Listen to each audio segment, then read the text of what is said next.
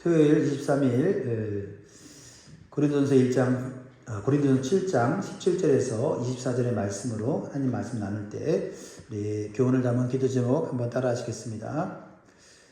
하나님의 부르심에 만족하며 성실하게 살아가게 하소서. 아멘. 사랑하는 성도 여러분, 사람은 누구나 자신의 삶을 바꾸고 싶어 합니다. 특별히 내 환경이 조금 바뀌면 나는 훨씬 더 잘할 수 있는데, 그런 생각이 들지 않습니까? 직장이 바뀌면 내가 더 능력을 발휘했을 수 있을 텐데, 학교가 바뀌면 성적이 더 좋아질 수 있을 텐데, 내 신분이 바뀌면 더 멋진 삶을 살 텐데, 이런 생각을 합니다.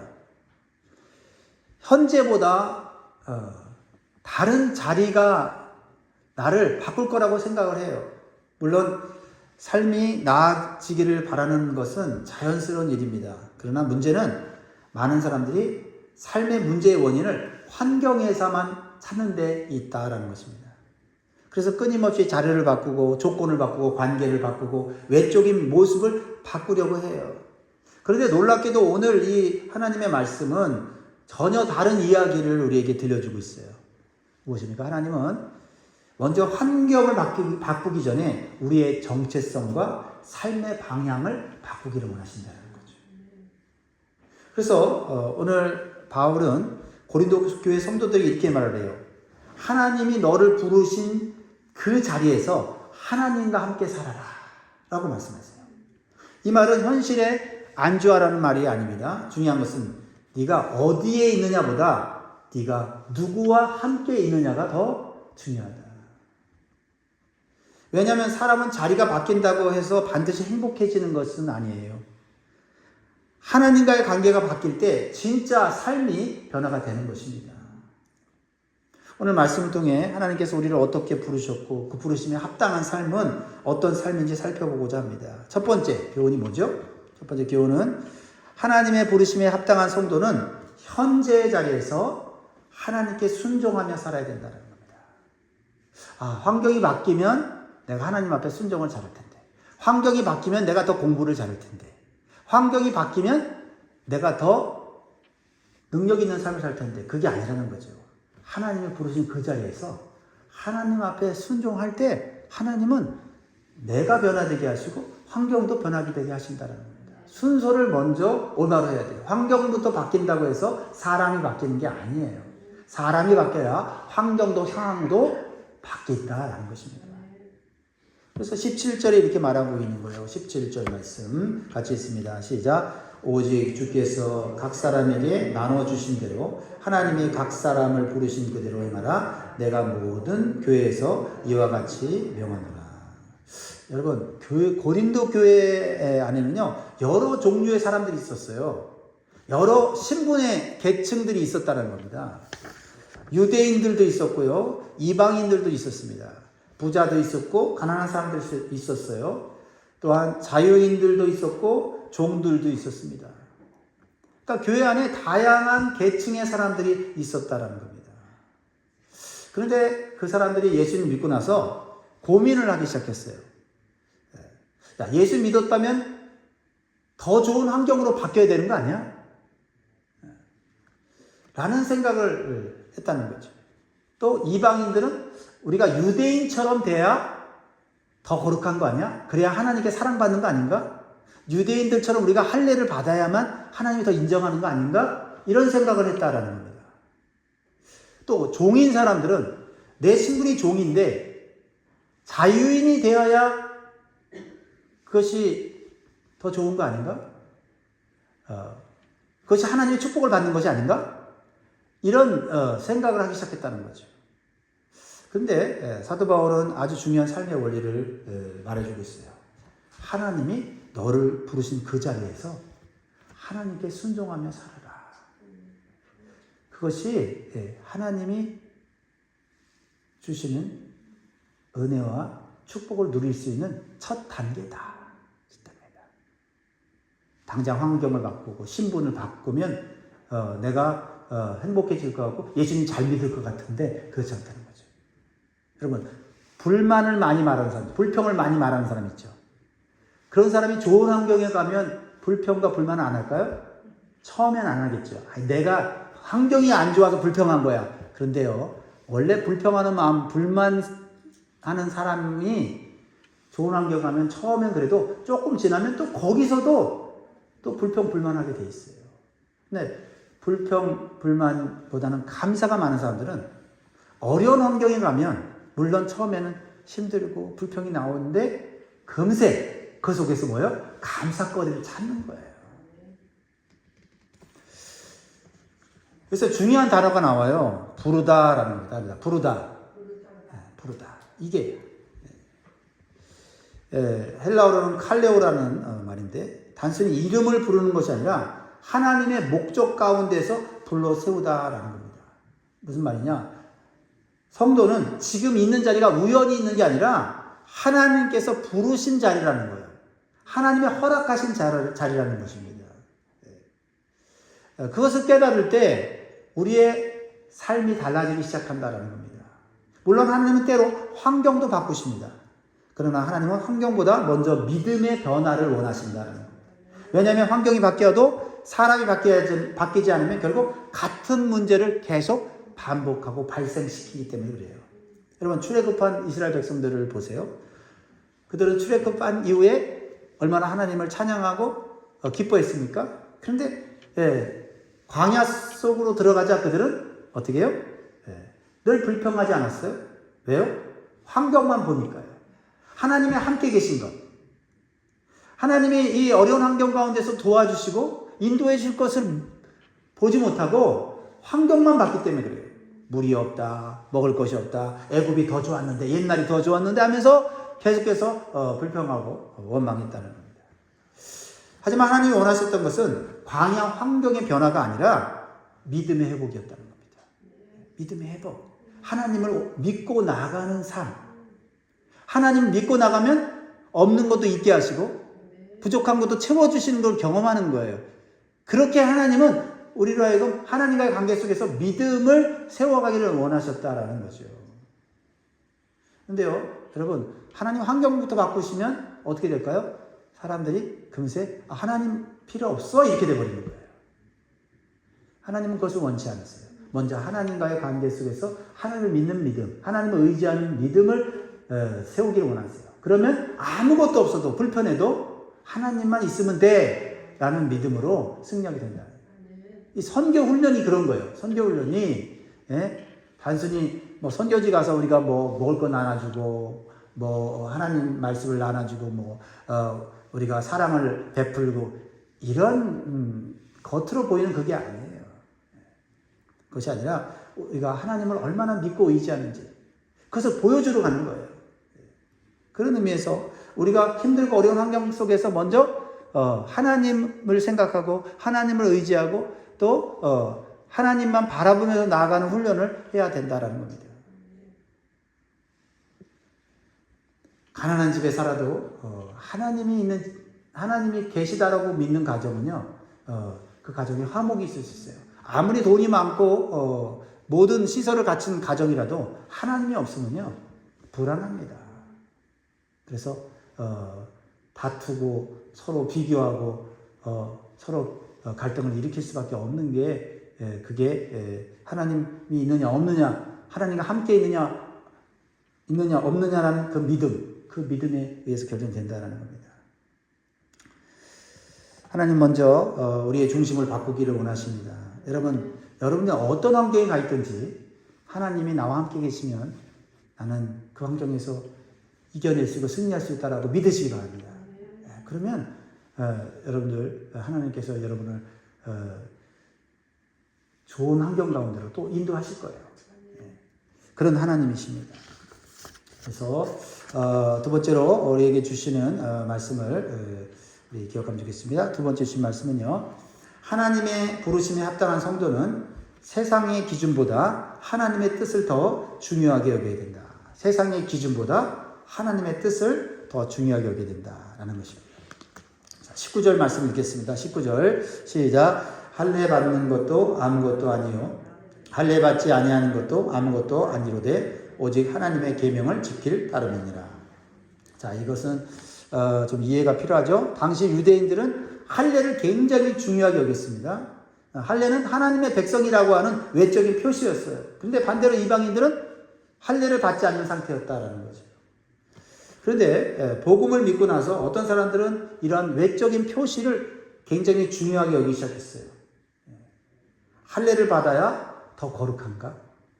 할례를 받아야만 하나님이 더 나를 인정하시는가? 유대인들처럼 할례를 받아야만 하나님의 백성이 되는가? 하는 이런 생각을 했다라는 것입니다. 그런데 바울이 충격적인 얘기를 하는 거예요. 할례는 아무것도 아니고 무할례도 아무것도 아니다. 겉으로 드러나는 어떤 그러한 종교적 행위는 중요한 것이 아니다라고 말하고 있는 거예요.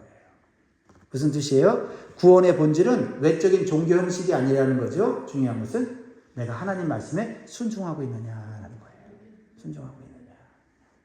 여러분, 교회를 열심히 다녀도 하나님 말씀에 순종하지 않을 수 있습니다. 오늘날의 사람들도 외적인 것을 굉장히 중요하게 여기지요. 그러나 하나님은 그 마음의 중심을 보십니다. 예배를 드려도 내가 중심이 될 수가 있어요.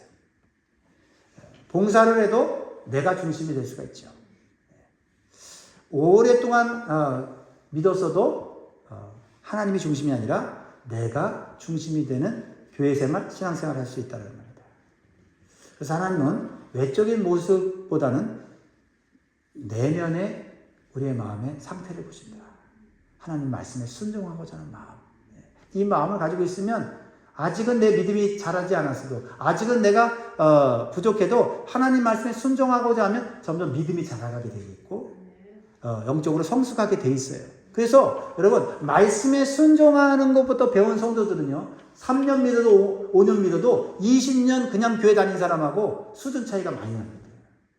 여러분, 신앙생활에 가장 중요한 것은 외적인 종교 행위보다 하나님 말씀에 순종하고자 하는 마음과 그 실천을 하는 거예요. 할렐루야. 사울왕이 대표적인 예 아니에요? 사울왕은 처음에는 하나님을 잘 섬겼습니다. 하나님 말씀대로 순종하는 것처럼 보였어요. 그런데 어느 순간에 사울은 종교 행위, 하나님께 예배드리는 행위를 했는데 하나님 말씀을 하나씩 불순종하기 시작했어요. 겉으로 보면 하나님께 예배하는 것 같아요. 그런데 실제적으로는 내 욕망, 내 욕심을 채우는 일을 했죠. 그래서 선지자였던 사무엘이 이 왕을 책망하면서 이렇게 얘기했어요. 사무엘상 15장 22절에 순종이 제사보다 낫고 듣는 것이 숫양의 기름보다 나으니. 신앙은 겉모습의 문제가 아닙니다. 하나님 말씀에 어떻게 반응하느냐의 문제죠. 그렇죠? 우리가 신앙생활 열심히 하고 봉사도 열심히 하고 사람 인정받아요.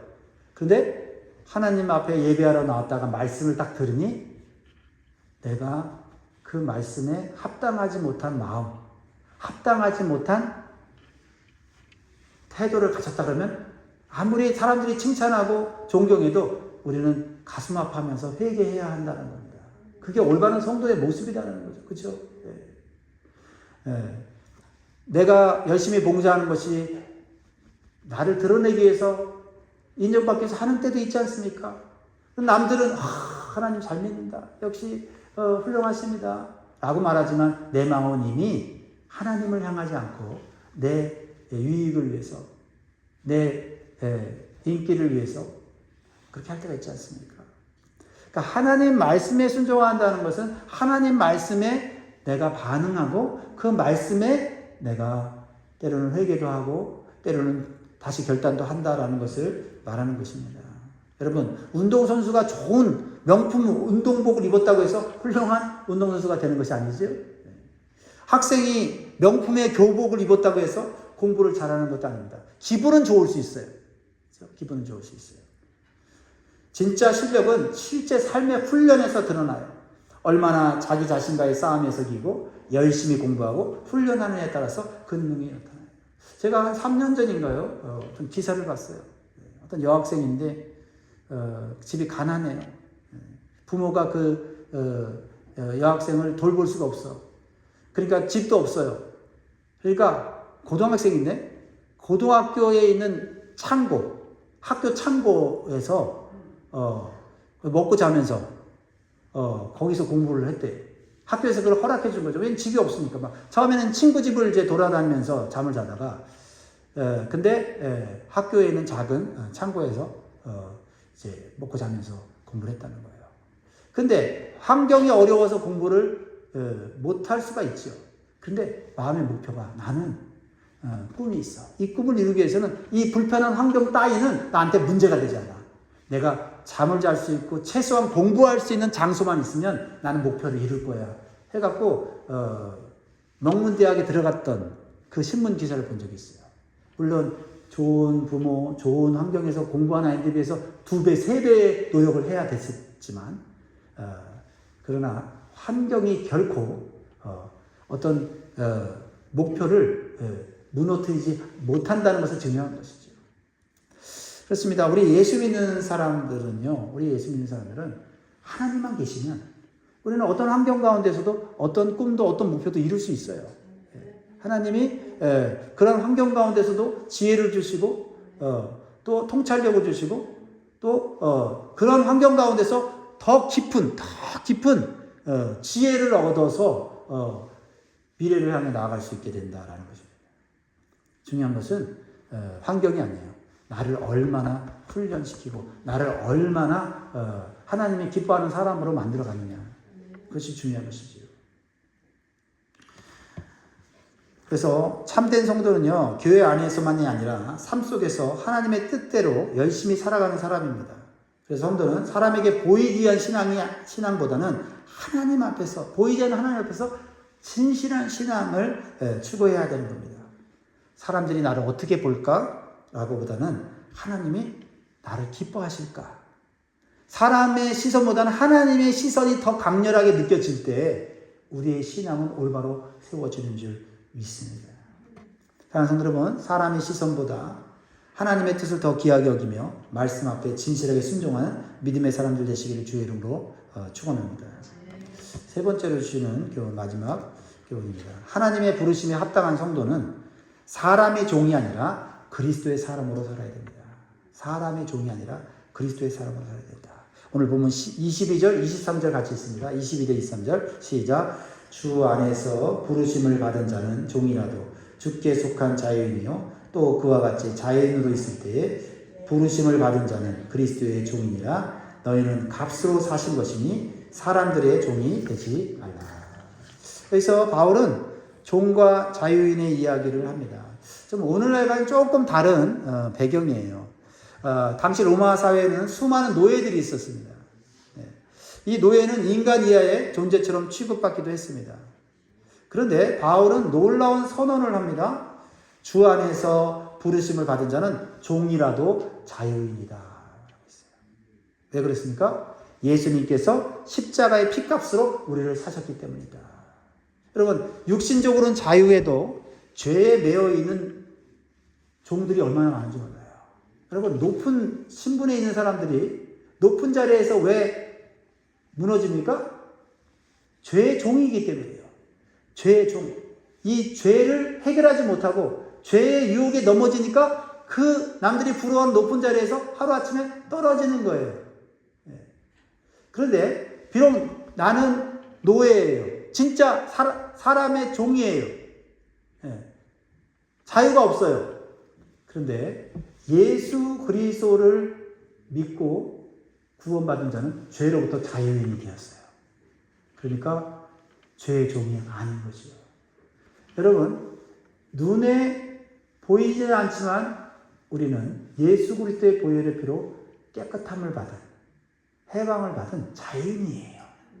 우리의 이 정체성을 우리가 올바로 깨달을 때 내가 비록 노예로 살지만, 남의 밑에 종으로 살지만 나는 진정한 자유인이다. 예수 안에서 나는 진정한 자유인이고 예수의 사람이다 라고 믿고 살아가게 된다면 그 사람 마음 가운데는 평강이 있고 기쁨이 있고 담대함이 있는 거예요. 오늘 그것을 얘기하고 있는 것입니다. 오늘날 현대인들은 너무나 많이 묶여 있어요. 노예는 아닌데 노예처럼 살아갑니다. 사람들의 평가에 매어 살아가요. 사람들에게 인정을 받으려고 노력하다 보니까 자신을 잃어버립니다. 그렇죠? 우리 자녀들도 그렇지 않아요? 부모의 인정을 받기 위해서 끊임없이 막 노력하지 않습니까? 근데 부모가 인정하지 않으면 자녀들은 어떻게 해요? 자신감을 잃어버리죠. 그래서 끊임없이 인정을 받으려고 좋은 대학에 갔는데 내가 원하는 삶이 아닌 경우가 얼마나 많습니까? 왜요? 사람들의 인정을 받기 위해서 공부하고 사람들의 인정을 받기 위해서 성공하라고 했기 때문에 그래요. 그러한 사람들의 종으로부터, 사람들의 매일, 사람의 종으로부터 벗어나는 것이 바로 그리스도의 사랑이다라는 거죠. 하나님께서 우리를 죄에서 해방시키셨어요. 자유인이 되게 하셨습니다. 그래서 우리가 어떤 신분에 있든지, 어떤 환경에 있든지 우리는 자유인이에요. 하나님께서 주신 말씀대로 순종하면서 나아가면 우리는 하나님이 기뻐하시는 삶을 살게 되는 줄 믿습니다. 그렇게 될 때 우리는 또 모든 사람을 사랑할 수 있게 돼요. 모든 사람, 부모도 사랑하게 되고 형제도 사랑하게 되고 친구도 사랑하게 되고. 왜요? 내가 주 안에서 자유인이기 때문에, 그 자유의 기쁨과 평강을 누리기 때문에 모든 사람들을 여유 있게 대할 수 있게 되는 거예요. 그러나 매여 있는 사람, 사람이 매여 있고 인기에 매여 있고 어떤 평가에 매여 있는 사람은 항상 불안하고 조급하고 짜증내면서 살아가게 되는 것입니다. 사랑하는 성도 여러분, 구원받은 성도는요, 세상이 인정해서 가치 있는 존재가 아니라 예수님께서 피 흘려 사셨기 때문에 존귀한 존재죠. 하나님이 귀하게 여기시기 때문이에요. 그래서 하나님은 우리를 보실 때 그냥 우리를 사람으로 보지 않아요. 우리를 예수님처럼 봅니다. 왜요? 예수님의 피가 우리 안에 들어와 있기 때문에 우리를 하나님의 아들로 딸로 귀하게 여기신다라는 것입니다. 그러면 여러분, 사람들의 시선에 의해서 살아가지 마세요. 사람들의 판단에 의해서 살아가지 마세요. 그것은 사람의 종입니다. 그리스도의 종이 되십시오. 하나님의 종이 되십시오. 하나님의 사람이 되세요. 하나님 말씀에 의해서만 여러분이 살아가게 되면 참된 자유와 평강을 누리며 살게 될 줄 믿습니다. 기도하겠습니다. 사랑하는 성도 여러분, 사랑하는 하나님 아버지 감사드립니다. 우리를 각자의 자리에서 불러주시고 하나님의 자녀 삼아주심을 감사합니다. 자꾸 환경만 바라보고 불평하며 살아갈 때가 많았음을 용서해 주옵소서. 어떤 자리에서도 하나님과 함께 살아가는 것이 가장 큰 복임을 깨닫게 하여 주옵소서. 사람의 평가와 세상의 기준에 묶이지 말게 하시고 값주고 사신, 핏값으로 사신 그리스도의 사람답게 살아갈 수 있게 도와주옵소서. 가정에서도 학교에서도 직장에서도 교회에서도 우리가 하나님 말씀에 순종하며 살아갈 수 있는 믿음을 주시고 세상 기준에 흔들리지 않고 승리하는 우리 모든 성도들 되게 하여 주옵소서. 감사드리며 예수 그리스도의 이름으로 간절히 기도합나이다. 아멘. 하늘에 계신 우리 아버지여, 이름이 거룩히 여김을 받으시오며 나라에 임하옵시며 뜻이 하늘에서 이룬 것 같이 땅에서도 이루어지이다. 오늘날 우리에게 이러한 양식을 주시고 우리가 우리에게 죄 지은 자를 사하여 준 것 같이 우리의 죄를 사하여 주시고 우리를 시험에 들게 하지 마옵시고 다만 악에서 구하옵소서. 대개 나라와 권세와 영광의 아버지께 영원히 있사옵나이다. 아멘. 기도하시고요. 우리 선교팀은 45분에 보이도록 하겠습니다.